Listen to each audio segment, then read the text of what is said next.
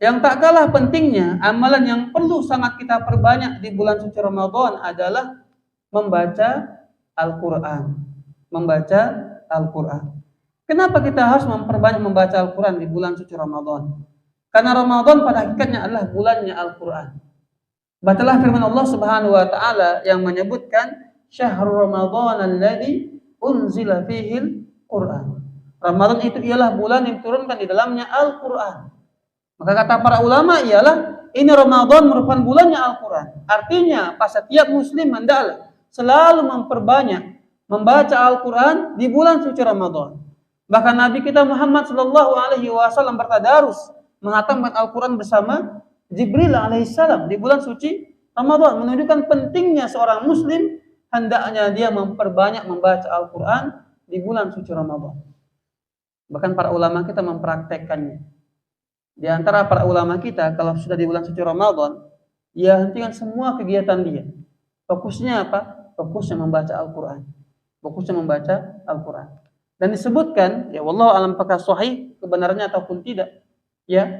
Tapi dia masyhur sekisahnya, Al-Imam Syafi'i disebutkan, kalau sudah masuk bulan suci Ramadan, maka boleh menghatamkan Al-Quran sebanyak 60 kali.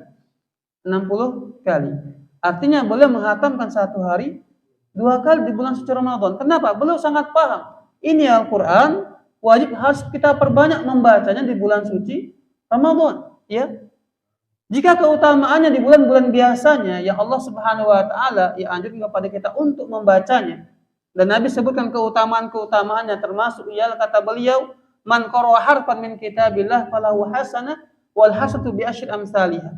Barang siapa yang membaca Al-Quran satu hurufnya itu Allah berikan kepada dia 10 pahala, 10 kebaikan. Satu hurufnya. Allah beri nilai kepada orang yang membaca Al-Quran per hurufnya itu 10, bukan per surat, bukan per ayat, tapi per hurufnya. Ya, itu di bulan-bulan biasa. Bagaimana pula kalau kita membaca di bulan suci Ramadan, maka Allah lipat gandakan pahala kita. Ma'asyiral muslimin wal muslimat rahimani wa rahmakumullah.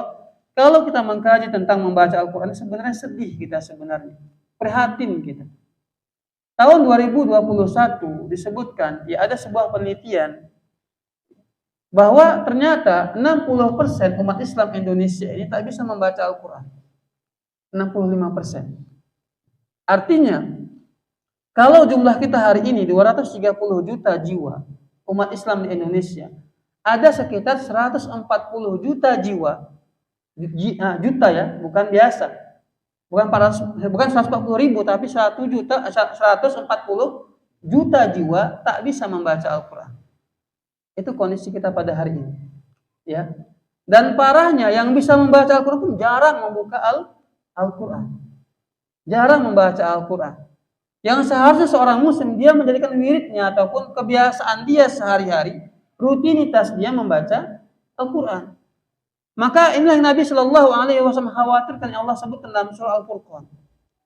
Apa Allah sebutkan? Wa qala ar-rasulu ya Rabbi inna qawmi ittakhadul Qur'ana mahjura. Berkata Rasulullah Shallallahu Alaihi Wasallam, ya Allah, ya sungguhnya kaumku menjadikan Al-Quran sesuatu yang ditinggalkan, sesuatu yang ditinggalkan. Ya.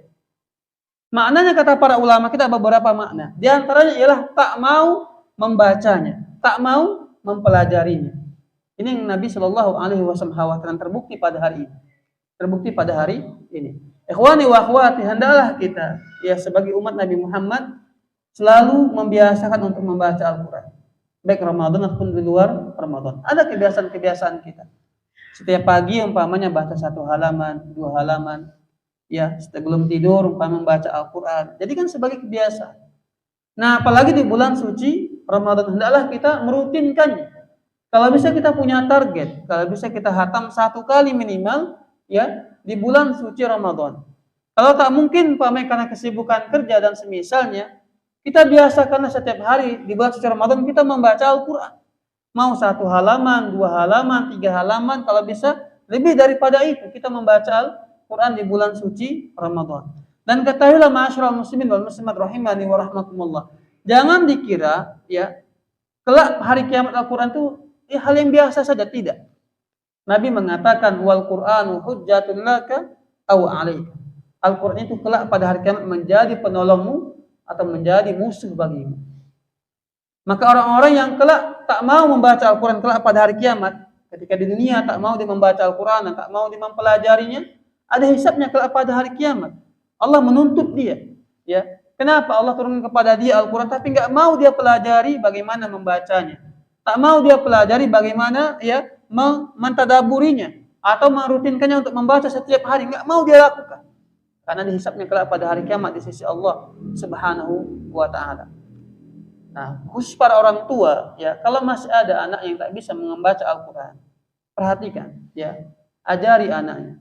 Terkadang kita untuk anak kita bisa les bahasa Inggris, les matematika atau lulus ya ujian akhir umpamanya, rela kita mengeluarkan uang sebanyak-banyaknya, 500.000, 1 juta supaya apa? Anak kita bisa lulus atau bisa bahasa Inggris. Tapi kenapa untuk agama ya, padahal rezeki itu dari Allah Subhanahu wa taala, kita berat sekali mengajak orang ngaji atau memanggil guru ngaji ke rumah kita mengajarkan kepada kita Al-Qur'an ataupun anak-anak kita hanya membayar 500.000 ataupun 1 juta, berat kita untuk melakukannya. Ya, menunjukkan bahwa ya kita itu sangat mencintai dunia daripada akhirat. Ini Allah katakan dalam Al-Qur'an, bal tu'sirunal hayatad dunya wal akhiratu khairu abqa.